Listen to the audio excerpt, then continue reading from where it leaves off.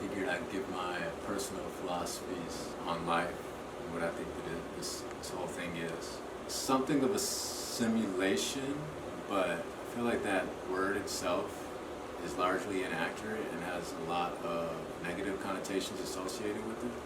More of like a training ground for development, like spiritual development, you know, like say a hyperbolic time chamber for any Dragon Ball Z fans out there.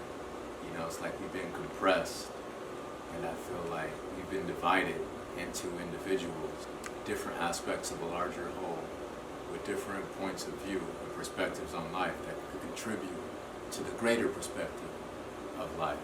If we're all pieces of matter, like imagine each of us are a grain of sand on the beach. Not just us, not just people, but everything, you know, in the world, you know, known to man or not, you know, it's all contributes equally to that idea of, you know, the greater purpose of our lives.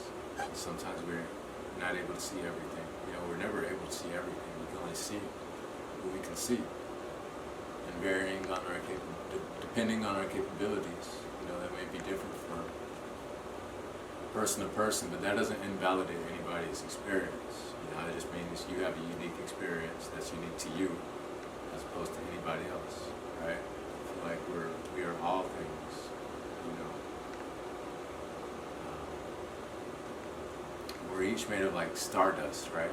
Different particles in the universe, the earth, and minerals, and water. And see, I studied a lot of chemistry back in like high school.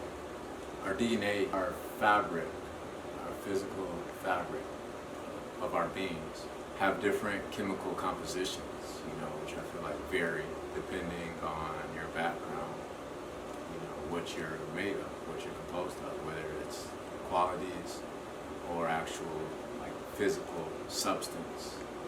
Maybe that could potentially determine your outcome on life, you know, and your abilities. But yeah, again, that doesn't invalidate anybody's experience. That just means we're all looking at the same thing just from different perspectives.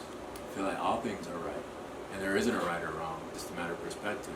And the idea is, you know, we all want to validate our perspectives, right? Sometimes other people's perspectives are forced upon us, and that's when we reject them. Sometimes they're influenced upon us, and we may not even know, we may not even be aware of it. And that's when consciousness comes into play. I keep coming back to this idea that we're all thoughts, ideas, concepts. Just like in the Matrix, all the people, the individuals in the Matrix were representative of programs. Ideas or concepts, and just like programs, ideas and concepts, some are outdated, some evolve, some are prominent, dominant, and others are less influential than others. And I feel like that's what people are too. And if people can create a movement, whether that's in the form of an organization or a protest or a large interest group, that idea or concept that they're all based around, that they rally around, becomes more and more prominent and dominant. And if that's the case, then that idea, thought, or philosophy will proceed into a newer generation, and it will continue to be perpetuated. That's when you know you have some, like a legacy, or something that's going to last, be substantial. And that's the idea of survival of the fittest. Survival of the fittest and natural selection. Just like in the wild, just like in nature, there's survival of the fittest, there's natural selection. There are dominant and recessive genes. The same thing applies to ideas, thoughts, philosophies, concepts, everything, right? And you have to adapt and evolve to survive in any environment, whether that's in nature, you know, or mentally.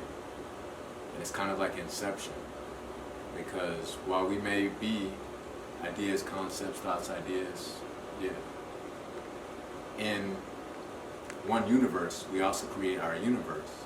and our universe itself is created within ourselves mentally. So we may have thoughts, ideas, concepts within each of us as individuals that dominate our life or our universe.